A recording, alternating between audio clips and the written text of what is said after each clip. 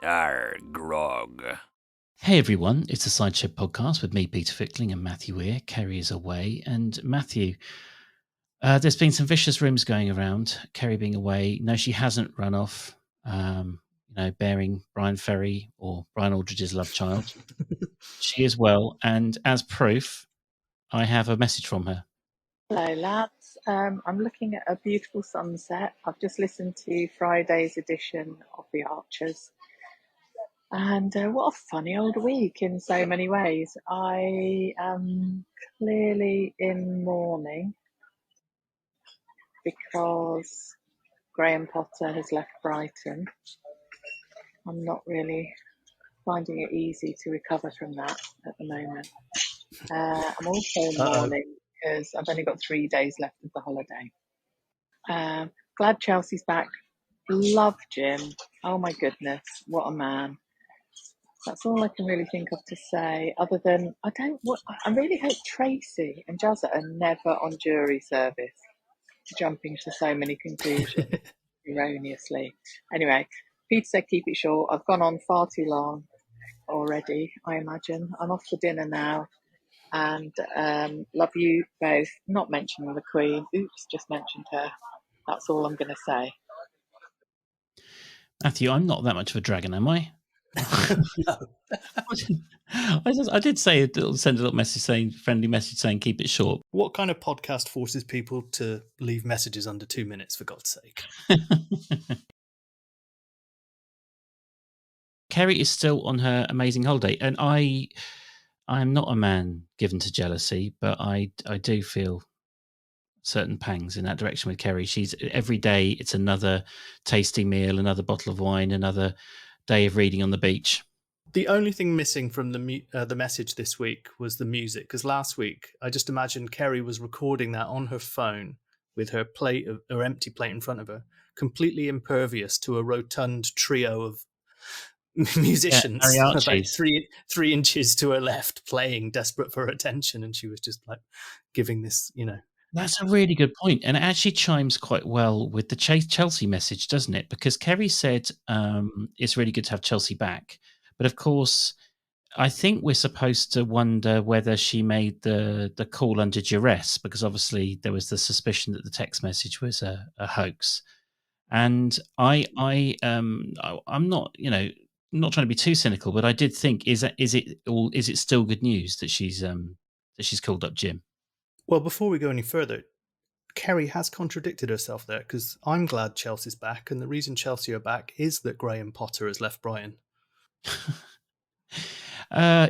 So for those who don't know, Matthew supports one of the two most unpleasant football teams in the world. I support the other one. And Brighton, a very lovable team with a very lovable manager, have been desecrated by the Chelsea hierarchy, the new owner who's bought Graham Potter. A man, this is how likable he is. For those who don't know, when he got to his club in Norway, where he kind of built his career, the first thing he did was make the entire team do amateur dramatics. Yeah, well, Chelsea do that on the pitch most days. That's a good point. Yeah, there will be plenty of jokes that write themselves. But anyway, so yeah, thanks for the reminder, Keri. Anyone that I was doing the Twitter this week, and at one point I was multitasking watching Tuchel's last game for Chelsea. So everyone knows that I was kind of suffering at the same time. And then there was our WhatsApp group chat where Keri was lots of laughing emojis that Tuchel had been sacked, and then they turned to crying emojis within about 17 minutes when Graham Potter got in a car and went to Chelsea to have an interview. Anyway, let's see what happens. Let's get back to our Chelsea rather than your rotten one. Yes. So is she safe? Is she as safe as your Chelsea is now that Graham Potter's there? That's the question. Well, where could she be, right? I was starting to think, and I know that we had, as you put that nice little insert in last week, that we deduced that it could be Josh, almost certainly. I didn't think Freddie sounded that innocent this week, but really he had, in another topic that we'll talk about later, he had plenty of chances to step in and say it was him. Could he be holding him up in Lower Loxley? Lots of rooms there. Could be hiding her somewhere, but I don't think he is. Josh hasn't got the new place just yet, has he? Because Shula's leaving is at least a fortnight away, so I don't think... He does have the old love caravan that Jill had a go in. The Caravan of Love sucks. Yeah, and it's probably got very poor phone reception. Oh yeah. I mean, she said she's safe, didn't she? And I mean, I've been scrambling around. What's that meme where the guy has got the wire type board? Is it from It's Always Sunny or The Office or something, where the guy is working out a conspiracy theory on the board and he's got all the pieces of string from different Oh, papers? it's Charlie from It's Always Sunny. Yeah, I've never seen It's Always Sunny apart from about 20 minutes, so I didn't. I got a feeling it was him. We're going to lose about half an episode in a few weeks' time when you do watch it, and you'll be unable to contain your enthusiasm. Okay, yeah. It does suffer from Blackadder syndrome, where the first series is mediocre at best.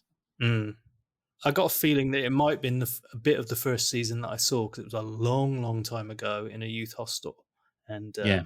I wasn't overly taken with it.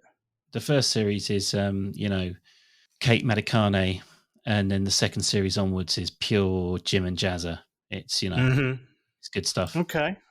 Good reference as well. So I'm trying to piece it together. I felt that there might be something to do with Happy Mondays, because there was a Happy Monday night at the Bull. I can't really. I mean, I've gone through the lyrics, I've gone through the song titles. Is there someone with a kinky afro in the? Maybe, I don't know. Chelsea did a hairstyle. I never ever try and be that dad who's like, oh my god, so you spot the person who doesn't have any kids. But I cannot think of a clearer example of the difference in the amount of spare thinking time you've got compared to mine.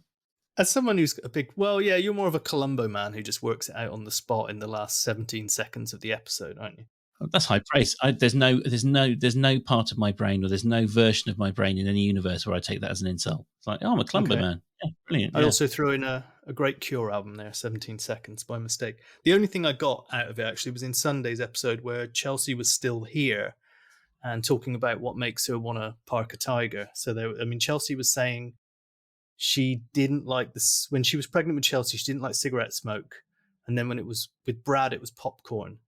And then Chelsea said, it's Brad's deodorant, which was Scent of the Wolf. And Brad cried wolf, didn't he? He said it was Russ and sent them off on a wild goose chase. Or is that just me having too much time and not enough kids? No, that sounds cruel when you say it like that, and I feel bad. But I think it is the too much imagination coupled with a surplus of time. Okay. So turn it into a bit of a compliment. Okay. The reason I'm doubting you is not because I don't think that you have got a good point. It's because I don't credit the script writers with that level of sophistication. So I shouldn't have tried to make anagrams collectively of every volunteer who was helping to search his name then. Okay. All right, hang on. Let me just... Have you... It's all right. That's going in the bin like a Chelsea pregnancy test. Have you spent the week building like some kind of virtual reality meta kind of version of Ambridge then, as for us all to sort of dive into? If I did, it's ruined now, isn't it? Where do you think? I mean, obviously the Russ thing, people seem to get slightly blurred between whether we're fans of Russ's actions in his past or whether we're fans of the character. We're massive fans of the character. Tracy herself, when she was flying off the handle, said we all accepted him as a lovely man and we ignored what he really is, a monster. She didn't quite say that, but they were really losing it, weren't they? And it was real lynch mob mentality. It's obviously not Russ, is it?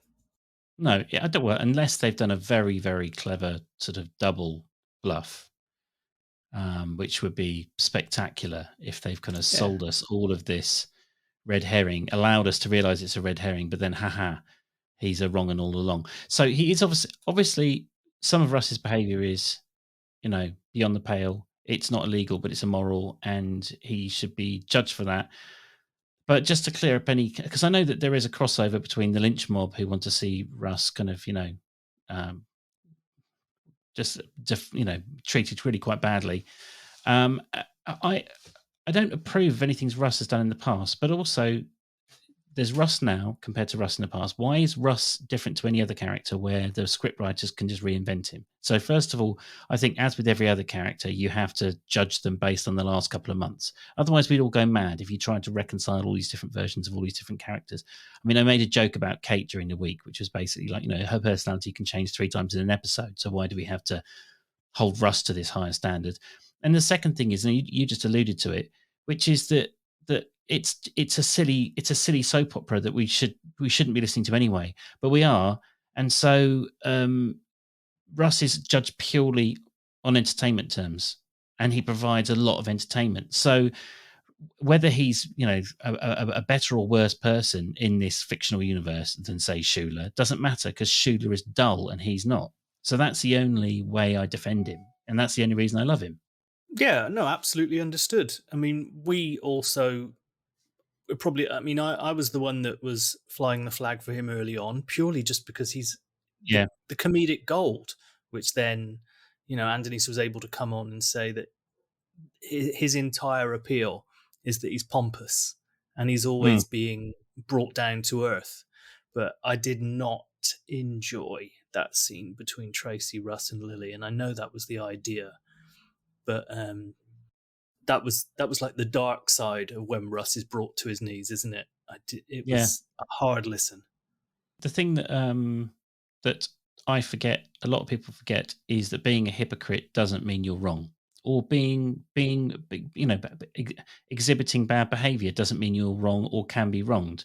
So the fact that Russ was behaved appallingly in the past, dating one of his students behind his wife's back, who apparently who was also young and impressionable when he first got with her, that doesn't mean that he can't be incredibly upset, and rightfully upset, that Lily's done the same to him, or incredibly traumatized that he's being publicly accused of being almost a paedophile.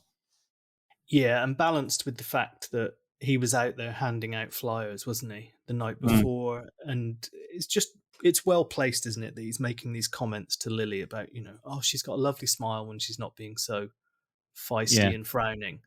And it's all setting it up.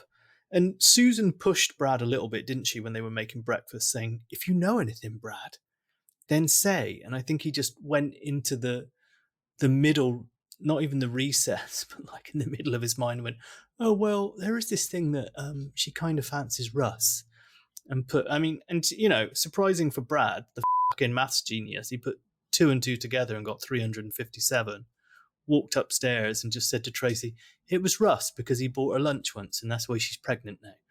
I do realise that we will both look like complete idiots if it does turn out to be Russ.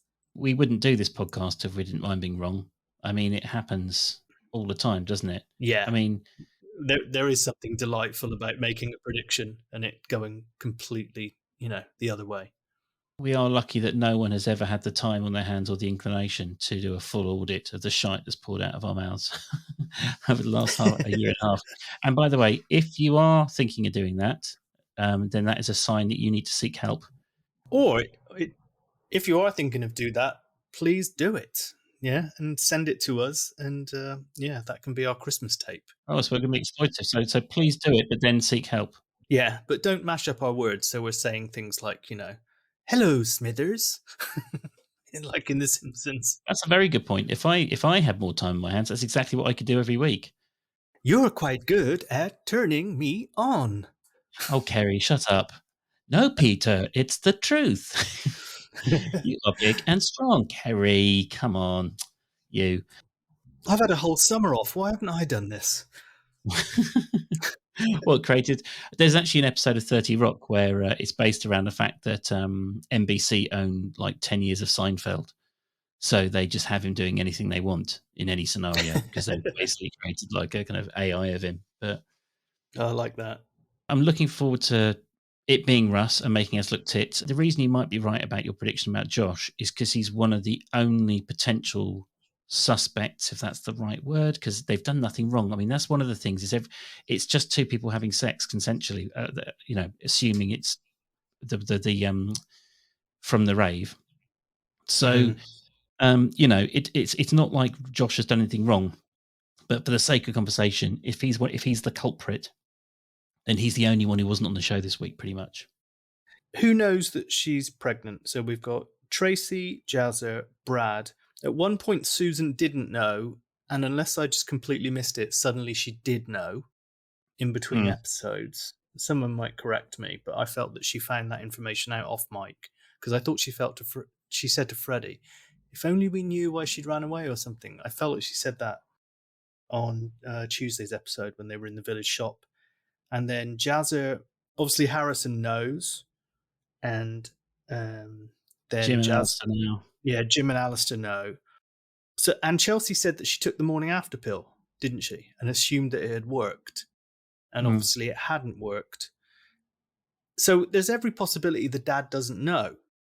Even if she's with the dad, which we don't think she is. So Josh could be out there genuinely looking for her, or any other fathers, potential fathers are available, because it is Ambridge. And yeah, unaware of the fact that she's carrying his baby or someone else's baby. The other thing I thought was the thriller that Jim mentioned, pretty sure is the movie Celia, and the actor who plays Josh is Celia Imrie's son. But oh, really? Oh, yeah. Well, and of course, her finest role was Highlander. Vengeful girlfriend in Highlander. Yeah, absolutely. Yeah. All roads lead back to Highlander. Thinking about it, Matthew, right? We've been allowed to sort of swim around with all these different theories, and Keri, as always, kind of cut to the chase on our kind of WhatsApp group this week, and she was like, "Yeah, it could just be some random, or it could be something completely random." And actually, the thing that doesn't make sense is Chelsea. For me, is Chelsea running away from home because of the pregnancy. I think her relationship with her mum, her relationship with Brad, her relationship with Susan is too strong for her to need to kind of like, flee the nest and find someone else, even with the argument they had. It just doesn't ring true for me.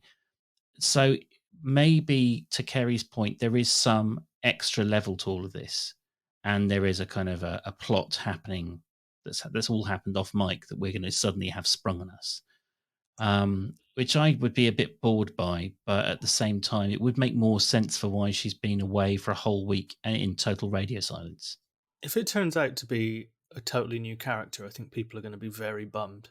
I think they want it to be someone from the existing cast, and it's going to feel like a bit of a cop-out if she just wanders back in and says, "Oh, it's just this totally..." I mean, I did think at one point she might be with Blake. That's just real wishful thinking there. Oh, that would be amazing, Matthew. That would be absolutely wonderful. And then Blake, because Blake, yes, because she had a connection with Blake, didn't she? And there's no reason why they wouldn't have stayed in touch. She did, and she went away and came back in that episode on Sunday. There was that point where Tracy said, "Does he know the father? Have you told him? And you can tell me if you want or whatever." And then she got the message, her phone beeped. And she said, "Right, I've got to go cut Harrison's hair." And she disappeared. And then she came back later and they had the argument when she said that she hadn't worn the condom. But yeah, about halfway through Monday's episode, I was like, is she with Blake? Big question mark in my notes. Well, here's the thing, right? Everyone knows the high esteem I hold you in. And there is no faking my admiration for your dexterity with language and your sort of general wit and intelligence. But I do feel like there's a bit of a savant with you when it comes to these plot predictions, like the kind of collision of these kind of random memories, your astonishing ability to sort of pluck these different facts from various timelines that the rest of us have forgotten. I think it's Blake. But then I'm, as I've said before 100 times before, I'm incredibly credulous. So whatever you tell me, I'm going to believe. We just badly want the actor who plays Blake back, don't we? The ideal scenario is Lily has to bugger off to a convent because her behaviour this week was pretty shitty towards Russ. I mean, because she okay, so Stockholm syndrome, she's the victim, all that stuff. But her behaviour towards him, the way that she just flipped and immediately bought into the suspicions was really unappealing. But anyway, so she's got to go off to a convent. Sol, something horrible happens to him, and Russ stays in the village, and we get Blake. Brilliant.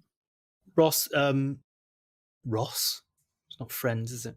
Sol accidentally is killed by Lily's what rocket? Stomp rocket? I have no idea what that thing is that he bought her.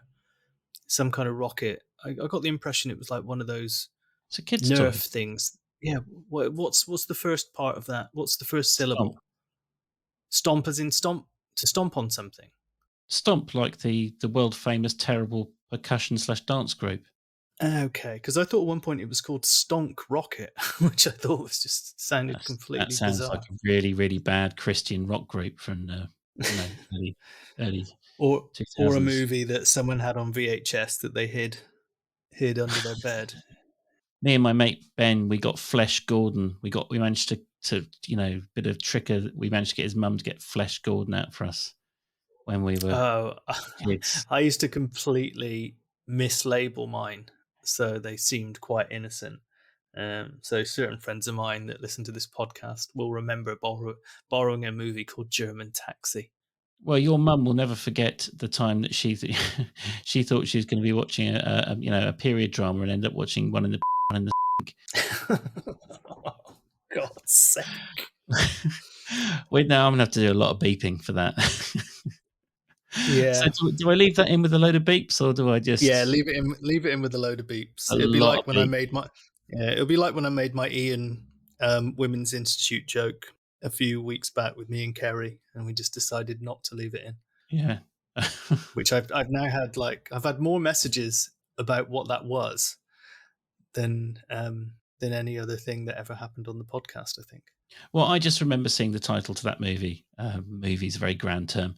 And I was just, it was a mixture of shock and awe and kind of like, and also a little bit of sort of like, well done, that man or woman who came up with that name. It's, really quite, I mean, there's an opticians in Oakland that is called A Sight for Sore Eyes, SITE. And I remember thinking I was like, yeah, that's punning for, in the name of good. One of my most cringeworthy memories when I was a kid was I was in a newsagent in Fishponds in Bristol. And people who live in Bristol won't be so shocked to know that there is a suburb called Fishponds. Other people might be. And I was in a newsagent and I saw a magazine. It didn't faze me that it had plastic around it. And I grabbed it and said, "Hey, look, Shakin' Stevens." And I'd just done that thing where your mind just reads the first few letters and misreads the word. And it was a magazine called Shaven Havens. Which I think I presented to I don't know if it was a senior member of my family. It wasn't one of my parents anyway. So yeah, bit embarrassing, and we all brushed over it, and it got tucked back behind another quality publication. That was probably the one publication you can't brush over. But anyway, talking of mammoth chutney, Clara is making mammoth chutney, isn't she? Did you catch that? As soon as they mention any kind of food competition, foodstuffs, anything in that direction, I just shut down. I just can't be bothered. Like just any food competition, I'm just like, no, I'm not having this. I've had enough of it. You are Den to my Brad, aren't you? That country stuff leaves you cold, whereas, you're more kebab shops and tarmac. Well, actually, that's a combination of you and Keri, isn't it? If you went into the fly machine. I think it's the opposite. I think I've had, when I was a kid, I lived out in the middle of nowhere for periods of time, and I also lived in towns and cities for periods of time. But the periods of time I lived in the countryside was so boring. I really resent the living in some of the small villages I lived in, because there was nothing to do. It was incredibly dull. Yeah, I think it's. I find it far more appealing. Well, I love the countryside as a kid, but I think I always like to come back to the city as well. But I think I've got to that. I think I've got to that age where I quite appreciate it. So, but as you know, we've just been house hunting, and we were looking around places on the coast, and there was a little house that we looked at that, for me, from a completely selfish point of view, would have been absolutely ideal. But I was just saying, we can't live here. Cyrus will hate us down the line. All his mates are meeting up at the pub, and he's like 2 bus journeys away, minimum. So it was like, no, we have to move somewhere where he's got a chance to be, at the centre of things. So I've learnt from the past. Have you ever taken him to a soft play centre? I haven't. Charlotte has. I can't. I don't know. I mean, it's the thing that puts me off is just the idea of all the germs. Well, it's as Alistair described, a pit of grubby balls. Yeah. I mean, there used to be a club called Spank in Bristol. If you wanted a pit of grubby balls, that's where you went. Well, Alistair and Jim went to a soft play centre instead. In Search of Chelsea, which turned out to be another red herring. It was just a girl that looked like her. But I did enjoy Jim and Alistair. It gave them a chance. The whole thing's been a slight vehicle for people to bond with their children a bit, hasn't it? You had Jolene and Fallon tonight saying, "I'm so proud of you," and getting very emotional at this idea of losing a child going missing. And then you had Jim and Alistair, where Jim said to Alistair, "Do you feel you missed out because I never brought you to this thing that never existed when you were a kid?" And Alistair had to point out that fact. I don't know, that whole thing about someone going missing in your life and actually being, a son, a daughter, a blood relative. Luckily, I've never had to go through that for any prolonged period of time. I've had a couple of friends that have had to go through it. It's quite traumatic. When I was in secondary school, a friend made a very poor attempt at running away from home and ran to my house, which was only about 10 minutes away down the road. He'd even packed a lunchbox full of sandwiches. And then my mum promptly phoned his mum, and his parents came and got him. So, I can understand the stress involved. And I felt that Tracy was just bouncing along a bit in the first couple of episodes. Then she started to break up when she ravaged Chelsea's room looking for clues. And then it all fell apart tonight, didn't it? It was very sad when she started crying. And Jazza came home because she'd been holding it together for so long. And then Jazza came home and went, "What's happened?" It's like, well, you know what's happened. It's just suddenly all come flowing out, isn't it, at that moment? And I can't imagine. I don't know if you've ever been through anything like that, but the idea. I mean, my mum lost me in British Home Stores once, and I think she went absolutely nuts for all of about 10 minutes. And I have vague memories of that as well. So a little bit of a humble brag there with your British Home Stores living. Was that when she bought you your big track? If you were Irish, Peter, you'd say, "No recession in that house." Sorry, did I say British Home Stores? I meant Selfridges. Yeah, the horse-drawn carriage pulling up outside. "Mother, big track, 5 of them with the apple, with the trailer." I do remember being over the moon when my sister got trapped in a kind of like broken elevator in an old department store. And it was like, it was like a comedy of errors. My parents were running up and down the stairs trying to get her, and she was crying uncontrollably and couldn't get off. And so every couple of minutes I'd see the doors open, she'd be there, and then the doors would shut and she'd go down again. And I do remember just glorying. Does your sister listen to the podcast, Peter? I don't know, but that what my poor behaviour when I was 7 hopefully wouldn't be counted against me now. No, at least those elevators had lifts. Elevators had doors, because Fairfax House, which was then demolished for the galleries, which I have only had vague memories of, used to have. This was a shopping centre in Bristol that had elevators that didn't have doors, and they just used to go up and go down, and you had to jump on and jump off, thus risking kind of vague decapitation. And I remember being really quite terrified of them as a kid. I'm a bit of a Francophile, and I think partly it's because I've got sort of some French uncles who every summer when we'd see them, they would get more and more cool in my eyes.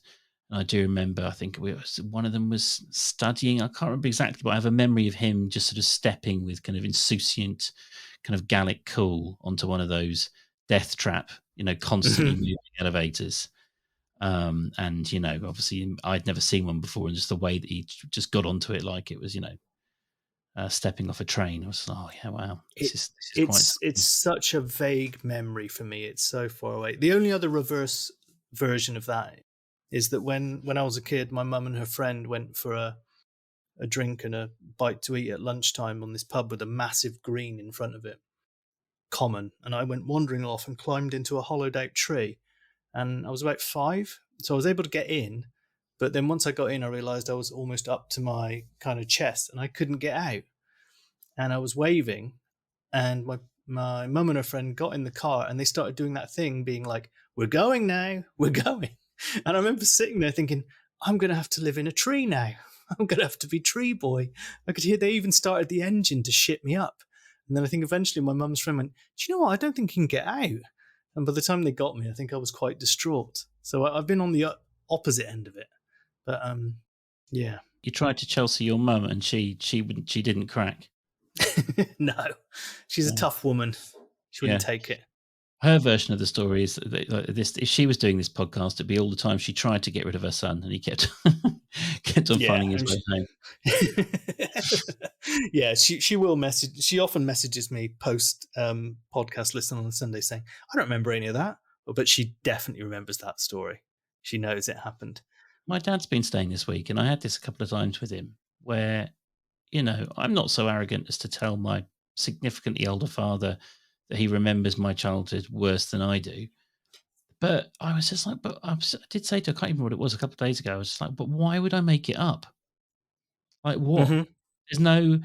It doesn't show me in a good light. There's no kind of bragging rights to this. Why would I make these things up? He's like, no, didn't happen. I'm like, okay, all right. Well, I guess maybe I might be wrong. I was very upset to find out the other day that I didn't speak fluent German when I was a kid, which I'd always. I've been telling everyone for years that I spoke fluent German when I was a little boy. It turns out it's complete bollocks, total imagination, totally fabricated by me. Well, just to give another Seinfeld reference again, Jerry Seinfeld asked George Costanza once, "How do you lie like that?" And he says, "I can't really tell you." And then there's just a bit where he goes to walk out the room and just turns around and goes, "Jerry, it's not a lie if you believe it." And then he turns tails and leave. Yeah, it's absolutely true because I genuinely I've told people for years that I sort of feel like I've got this real connection with the German language. It really speaks to me. I mean, I did live there, so I must have had a kind of an exposure to it. But yeah, I thought my kindergarten was a British Army one. Apparently, I always thought it was German children. Anyway, very boring. Oh, my grandmother is German, and my dad was born there. But yeah, I'm not very good with the language. I'm also a bit of a Krautophile as well, which is a kind of oxymoronic way of saying it. But was it a Germanophile? What would you say? Deutschophile? Anyway, yeah. as well as being a Francophile, I'm a Deutschophile, and I feel that's like a kind of secret weapon as an English person because no one else seems to realise what an amazingly cool country it is and what a great place to visit is. Like everyone's too busy having a massive boner for the war we didn't win 70 years ago. But anyway, I mean, you should be careful branding yourself a Deutschophile. There'll be a lynch mob from Ambridge with pitchforks coming round your house in a minute. Is there some pun I've missed there? Well, anything with file at the end, isn't there? Oh, yeah. There was a very famous case in Bristol about 2 decades ago where people were angry about someone who was being held in Knoll West prison at that time who was worth their anger, but not the lynch mob mentality. And then someone went, "Oh, I heard there's another blah, blah, blah, lives up the street from here." And in fact, the guy was a pediatrician. And they came close to killing him. So, yeah, beware lynch mob mentality. That's all I'll say. Yeah, not much to say about Den, is there? Let's just touch on him. Bit of a wrong un. Brad saw through him. Oliver wouldn't give him the money. And he's drinking beer in the day. There was that very nice line, wasn't it? And it was exquisitely acted where he's like, "Oh, you're just like your mother." And he's like, "Thank you." Yeah, good. Very softly, yeah. Yes. It could have been done quite heavy-handedly, but the way that he said it with that kind of very soft Brad voice was quite cool. Yes. I was worried Brad was starting to fall for his charm, which was practically non-existent. But at that point when he was like, that moment he realised Oliver ran Grey Gables and he was like, "Oh, fancy place, isn't it? Maybe you could lend me the money for the car, Oliver. It's not for me, it's for my kids." And when Brad said, "Take the bus," he was like, "Poof." He also branded his job waitressing as well. He was a total tit, isn't he? I mean, he's an image on a stick. That's why we've got him there. Whether he bring him back. Interesting, I don't know. The actor was quite pleased that he was in it.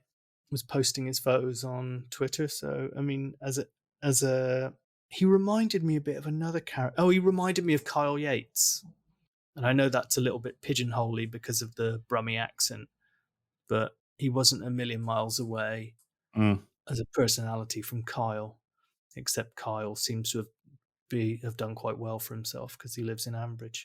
I didn't like Den. I'm not keen to hear from him again anytime soon. But yeah, he can do one. But he won't though. He'll be back, because otherwise it's a completely mad detail to have Jim and Brad go over there and have a chat with him. Oh God, I hope we're not going to have a Den Jazzer face off. Yeah, I don't think. I mean, see, the thing is, Jazzer's confusing, isn't he? Because I get the impression he's all mouth, no trousers, but also we're kind of led to believe he's this kind of, rapscallion Jack the Lad. So I don't really know what to believe. I kind of feel like Jazzer's a softie, and that's a compliment from me. I'm not, But he's gone through that phase. He's gone through that phase, hasn't he? And I like the fact that Jim and Alistair had to point out the heavy-handedness of just saying, it's Russ, we're all going to go around there and accuse him, which Tracy did. Even Susan, when they went back, saying, well, the police will deal with it now. And she was like, he won't seem so smug when he's confronted about it. It's like, just hold your fire a little bit.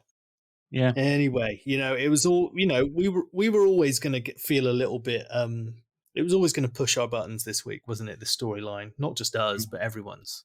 I have tried to remember this week that for some people, it's too much of a trigger to overlook the fact that it's a silly little soap opera, and they can't enjoy the character in the way that we do. And I get that. Like, I'm not sort of, I'm not expecting everyone to see my point of view on that one. But equally at the same time, it did seem surprising that everyone just lost their brains. Like, sort of, I don't mean in real life. I mean in the Archers, people like Susan, people like Tracy, just like, they didn't just pause a little bit, have a little bit of a think before they ran off to accuse him. Because apart from anything else, it's not good for Chelsea. No, and it's going to be horrendous, isn't it? If it then turns out to not be him, which we don't think it is. And Chelsea is going to have to come back and say, no, this guy actually really was lovely, and he did give me support, and he did help me out with my studies. Apparently he said something nice about her T-shirt dress at the rave, which he was E'd off his fucking head. No, I've said nice things about people that, oh, Jesus. It's just such a bizarre thing to target him with. And I reshared the rave episode, didn't I, in the week? Yeah. I shared it on our socials, and I shared it with you. And she did say, like, I've got a T-shirt dress in my bag. This isn't my first rodeo. And then when Lily found him again, he said, she's over there. Oh, no, she's not now. She's somewhere else. But whatever. This is Ace. And just started, like, jigging around. Assuming that was the evening where it all happened, he was in no state to be, doing anything except for being a kind of like, fawning boyfriend. It's feasible that she does fancy him, which seems to have been the ball that's got this whole thing rolling, isn't it? And because she's said things back to Brad. We didn't hear the T-shirt comment it was off mic, wasn't it? But there was that whole thing where Brad said, that sounds like a date. Lily will get jealous. And she said, I know, right? So we're dealing with that as well. Anyway, if you think we've got any of this wrong or any of this right, you can get in touch on our Twitter, which is @thecidershed_pod, which you will find me hosting for a few more days until Keri is dragged kicking and screaming from a beach in Mallorca back to England, where I guess nothing's happening right now. Back to the shite mines here at the podcast. Back to the world of tarmac and kebab shops that she calls home. A Graham Potterless Brighton. You can get in touch on Instagram, which is the same as Twitter, @thecidershed_pod, and we have a Facebook group which is called the Cider Shed Podcast. Come and join us there. Post all your thoughts. We're being quite, we do put up spoilers during the week. I got a little rap over the knuckles, but it's just one of those things, just be careful. If you're coming into the group, spoilers will appear. Peter, we have an email. We do. hello@thecidershed.com if you want to ping us a message. And lots of people have been incredibly generous and donated to us on Patreon. Matthew, we didn't put any adverts in the f***ing episode. Oh, shit. Okay, here's an advert now.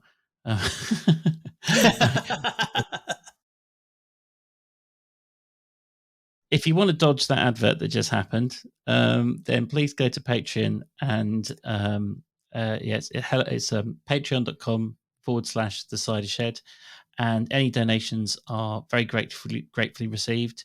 And Matthew, we have to do the what's it called, fancy football. Go on, get it over and done the with. fantasy football. Well, it's all there's going to be no games this weekend. No.